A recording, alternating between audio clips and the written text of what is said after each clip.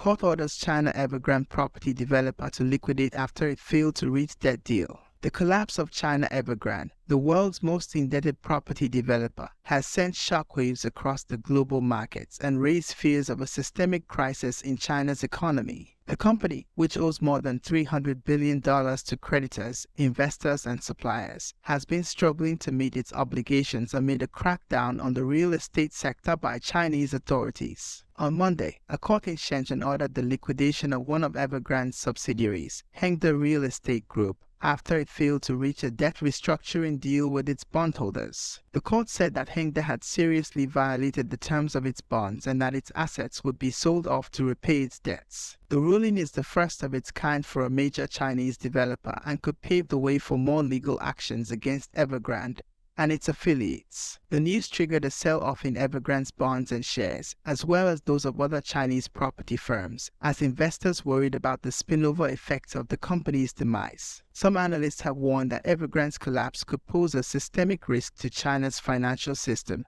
and have a contagion effect on other emerging markets. Others have argued that the Chinese government has enough tools and resources to prevent a disorderly default and contain the fallout. Evergrande's troubles have also sparked social unrest and protests by homebuyers, employees, and suppliers, who fear that they will not get their money back. The company has sold more than 1.4 million unfinished homes to customers, many of whom have paid hefty deposits or taken out loans. It also employs more than 200,000 workers and owes money to thousands of contractors and suppliers. Some of them have staged demonstrations outside Evergrande's offices, demanding payment or compensation. The Chinese government has so far remained silent on Evergrande's fate, but has reportedly urged the company to ensure the delivery of homes and the payment of wages. It has also tightened the regulation of the property sector, which accounts for about 25% of China's GDP, and is a key source of revenue for local governments. The government has imposed limits on borrowing, land sales, and home prices in an effort to curb speculation, debt, and environmental damage. Evergrande's crisis is a test of China's ability to balance its economic growth and stability with its social